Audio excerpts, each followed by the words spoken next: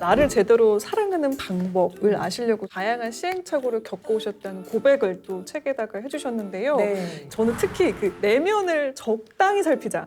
이게 되게 흥미롭고 공감이 많이 됐습니다. 네. 저도 좀 자기감을 심해서 내면을 지나치게 들여다봐서 되게 피곤했거든요. 네. 근데 그게 굉장히 그래서 위로가 되더라고요. 근데 사실은 그건 되게 좋은 마음이에요. 남에게 피해를 끼치기 싫고 좋은 인상으로 남고 싶은 그런 되게 예쁜 마음이잖아요. 근데 이게 좀 지나치면 본인이 너무 힘든 것 같아요. 네. 거울을 이렇게 너무 자세히 보다 보면 점도 보이고 막 여드름도 보이고 주름도 보이고 내면도 얼굴을 거울로 들여다보는 거랑 좀 비슷하게 너무 자세히 들여다보면 나쁜 마음, 안 좋은 마음, 나만 알고 있어도 되는 그런 단점들이 많잖아요. 근데 그런 게 확대되어서 보이면서 부정적인 그런 어떤 자상을 가지게 되는 것 같더라고요.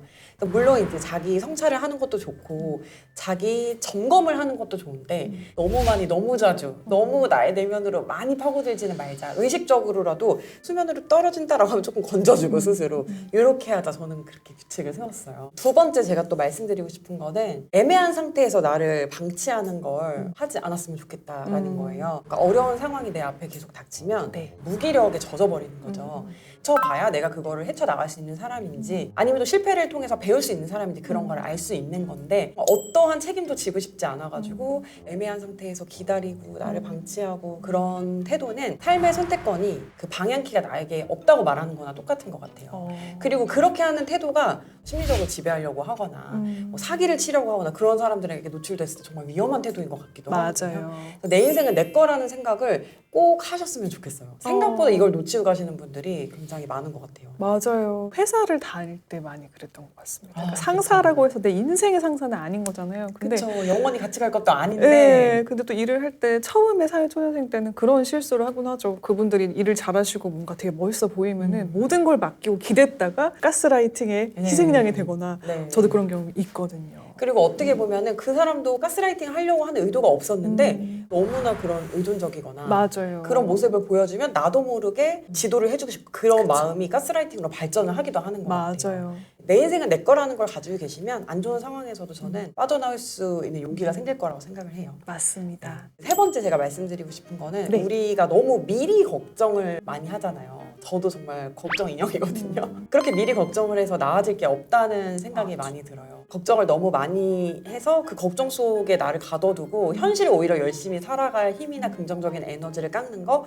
이런 것도 나를 사랑하지 않는 길이겠구나라는 생각이 들었어요. 그리고 이제 뭐 인정 욕구라든가 아니면 남의 시선 이런 것들에서 조금은 자유로워지려는 노력을 해야 될 것 같아요. 연예인이나 인플루언서나 이런 분들이 사랑받고 싶어하는 욕구로 이렇게 자기 일을 또 잘 해 나가지만 그런 것들로 인해서도 굉장히 괴롭기도 하고 그쵸. 나답지 않은 모습을 자꾸 만들어가게 되기도 하잖아요. 맞아요. 선택에 있어서 나의 행복이라든가 나의 취향이 좀 더 우선이 되는 게 필요하지 않나라는 생각이 들어요. 결국 말씀 듣다 보니까 이렇게 주체적으로 나 스스로를 다독이고 살아야겠다는 생각이 들어요. 책을 읽다가 첫 네네. 문장이 좀 심장이 쿵 내려앉았어요. 네네네. 왜냐면 공감이 되게 많이 됐거든요. 나는 자주 죄책감을 느끼곤 했다라는 문장을 시작하는데 죄책감을 그날도 느꼈거든요. 제가. 내가 저번에 왜 그랬지? 그런 상황에서 용기가 났던 포인트가 있었는데요. 네. 그 방법을 네. 좀 소개 부탁드릴게요. 남이라고 이거를 대입을 해보는 거예요. 아, 어떤 일이 발생을 했는데 이게 내가 한 일이 아니고 내 친구가 한 일이다. 내가 나 자신을 몰아세우는 것만큼 얘를 비난했을까? 라고 생각했을 때 그게 노가 나오면 아 그럼 내가 나를 이렇게까지 괴롭히지 않아도 되는 일이구나. 그 주어가 내가 아닐 때도 그 대답이 나올까를 생각해 보는 게 저는 자기 검열과 자기 점검의 차이점이라고 생각을 해요. 좀 나를 객관적으로 보는 태도. 아, 맞습니다. 말씀 들으니까 예전에 그 어떤 교수님께서 하신 이론이 생각이 나는데요. 자기 자신보다 타인의 도덕성이라든지 관대함을 되게 낮게 보는 경향이 있대요. 나는 이런 사건에 대해서 관대한 사람이지만 타인들은 그렇지 않을 거야. 기대치를 되게 낮춰놓는다고는 하는데요. 대입해보는 것도 되게 좋은 방법이라는 생각이 맞아요. 듭니다. 평소에 나를 사랑하기 위해서 꾸준히 하시는 루틴이 있다고 들었습니다. 네. 어떤 게 있을까요? 사실 굉장히 뻔한 것들이에요. 공부를 하거나 양질의 인풋을 나에게 넣어주는 거. 그게 결과를 직접적으로 낸다기보다도 네. 성장하고 있다는 느낌이 들어서 그냥 그쵸. 그것만으로도 저는 위안이 많이 되더라고요. 그리고 그거에 대해서 아웃풋을 또 내는 거를 좀 습관화를 의식적으로 좀 하는 편이에요. 아웃풋 어떤 식으로 그러니까 하세요? 예를 들면 뭐 영화를 본다. 그럼 감상평을 쓰는 거예요. 아. 그걸 내 나름대로 소화했다는 증거를 좀 남기는 거죠. 어. 그 기록을 하는 거. 좀 기록해놨던 걸 쭉 보면은 아 내가 이런 생각을 하는 사람이었구나. 어. 내가 이런 취향을 가지고 있구나. 내가 머리에 넣었던 것들이 휘발되지 않고 남아있는 느낌? 그런 맞아. 게 되게 좋은 것 같아요. 실제로 뭐 글 쓰는 능력 같은 게 또 향상이 되기도 하고 이상한 걸 남기기 싫으니까 조금 더 좋은 걸 넣는 것도 있는 것 같아요. 그래서 예전에 어떤 분이 SNS를 역으로 활용하라고 얘기를 하신 게 네. 오히려 보여주기 위해서 또 열심히 하다 보니까 더 개발이 되고. 네. 그리고 이제 또 하나는 항상 저는 몸을 쓰는 활동을 해야 한다고 생각을 해요. 네네. 예쁘게 만들고 날씬하고 그런 거에 대해서는 되게 관심이 높지만 음. 이게 몸이 정신과 연결된다는 거에서는 관심이 좀 적은 것 같아요. 건강을 위해서도 그렇고 반드시 때 몸 쓰는 거나 하셔야 된다 생각해요. 자기만의 길을 꾸준히 가시는 분들을 보면요 공통적으로 그 말씀을 하시더라고요. 그렇죠. 그래서 그런 면에서도 맞아요. 자기 개발과 건강과 운동과 몸 쓰는 거는 떨어질 수가 없다는 생각이 들더라고요. 어떤 운동하세요, 작가님? 저 수영해요. 수영하세요? 네, 잠깐 해요, 잠깐. 근데 그 잠깐이 저에게는 왜 소중하냐면 스마트폰을 일단 안 볼 수 있는 시간이고 호흡이나 뭐 영법이나 이런 데 좀 집중을 하다 보면은 아무 생각이 없어지는 것 같아요. 운동을 하고 나면 피곤한 게 아니라 쉬고 왔다 이 생각이 들더라고요. 자기를 바라보는 눈 자체도 이게 좀 긍정적으로 바뀌는 면이 있어요. 운동을 하고 나면. 내가 나를 위해서 좀 좋은 걸 먹고 내가 나한테 좋은 거 해주고 좋은 거 막 가르쳐주고 나 자신을 내 자식 대하는 그런 마음으로 돌보는 거죠.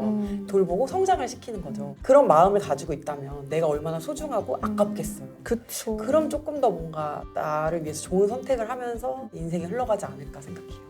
자식을 기르는 마음으로 네, 그렇게 나를 한번 길러보자고요. 네.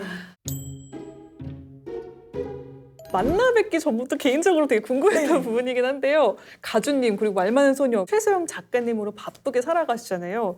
시간 관리 대체 어떻게 하시는지 궁금합니다. 짜투리 시간을 저는 활용하는 거를 너무 좋아해요. 어차피 제가 좀 집중력이 길지가 않아서 잠깐 전 잠이 새벽에 일찍 한 번씩 깨거든요. 네네. 화장실 가고 싶어서 뭐 깬다거나 깨면 바로 잠 안 오잖아요. 그때 그냥 책 읽어요. 새벽 4시, 5시? 요때 뭐 한 10분, 20분? 미라클 모닝 아니에요. 왜냐면 읽고 나서 다시 자거든요. 그쵸. 네. 근데 그 잠깐이 너무 고요하고 방해받지 않는 시간이고 연락 오지 않는 시간이라서 그렇게 하고 원래는 그런 새벽 독서를 하지 않았었는데 그 아기 낳고 나서 사실 죄책감이 너무 큰 거예요. 하루 종일 얘랑 있어주지 못한다는 죄책감이 커서 그거를 좀 독서로 극복을 했던 것 같아요. 육아 서적을 읽으면서 극복을 하고 그러니까 어떻게 보면 저는 독서가 좀 컴플렉스 극복 방법인 것 같아요. 되게 멋있는 방법으로 극복을 하시네요. 새벽 독서는 저도 꼭 해야겠습니다. 이렇게 또 작가님 모시고 나를 사랑하는 방법부터 해가 되는 관계를 정리하는 방법까지 들어봤습니다. 에세이 저만 읽을 수 없겠죠? 잘 될 수밖에 없는 너에게 도서나는 이벤트도 준비했습니다. 영상 내 댓글로 참여 부탁드리겠습니다. 자, 그럼 아쉽지만 작가님 보내드려야 되는데 보내드리기 전에 혹시 저희 히리들께 마지막으로 한 말씀 하시고 싶은 이야기 있다면 좀 부탁드릴게요. 히렌 채널에서 너무 좋은 분들이 나오셔가지고 정말 알찬 이야기들 많이 해주시잖아요. 그런 영상을 찾아보시는 것만으로도 자기를 사랑하는 일을 하고 계신 거라고 생각을 해요. 세상에 정말 너무나 많은 컨텐츠들이 있는데 맞아요. 그 중에서도 내 마음 그리고 어떤 뭐 소통이라든가 이런 것들에 관심을 가지고 또 적극적으로 찾아보고 댓글도 써주시고 이런 자신을 좀 오늘은 칭찬을 해주시면서 가셨으면 좋겠어요. 여러분들 칭찬해요. 우리 잘했다 히리 때. 저도 잘했다.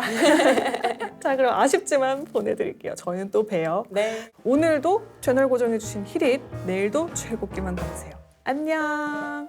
뿅.